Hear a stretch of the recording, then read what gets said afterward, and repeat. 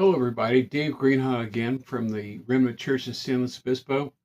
And today I want to talk about something I'm sure all of you, I hope, like. I love butterflies, and we've actually finally got our first butterfly to go through the whole process of being a tiny egg and then a caterpillar and growing up and eating all the plants, the milkweed, and so forth, and see it hatch out of the chrysalis and become a butterfly. Well, I want to tell you something first about that. Did you know that butterflies that are not mentioned directly in the Bible? I don't know why. It would be a great illustration to have been in the Bible, but God decided not to put it directly in there like that. But look closely. It is a picture of becoming a Christian. Now, first of all, you know, think about what happens. Monarch butterfly, like we have here in the California, and we just had hatch out.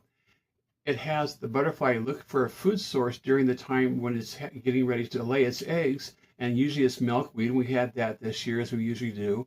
And it lays its eggs underneath the leaves, usually on the back side, and eats and eats and eats as after they become a caterpillar. But those little eggs have to first hatch out, and they become little caterpillars, and then bigger and bigger as they eat. They're black with little yellow and white stripes, and they're kind of cute, but compared to a butterfly, they're ugly. But they have a purpose.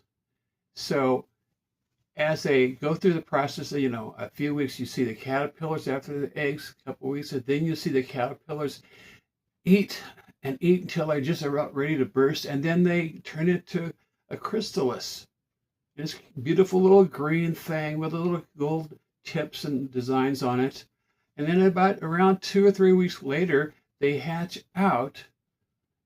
And out of that chrysalis, you see this beautiful butterfly come out.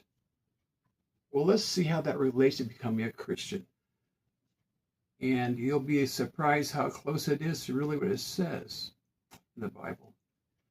Now, in the Bible, it says in Romans 12:2 that, and do not be conformed to this world, but be transformed to the renewing of your mind, that you may prove that which is good and acceptable and perfect will of God.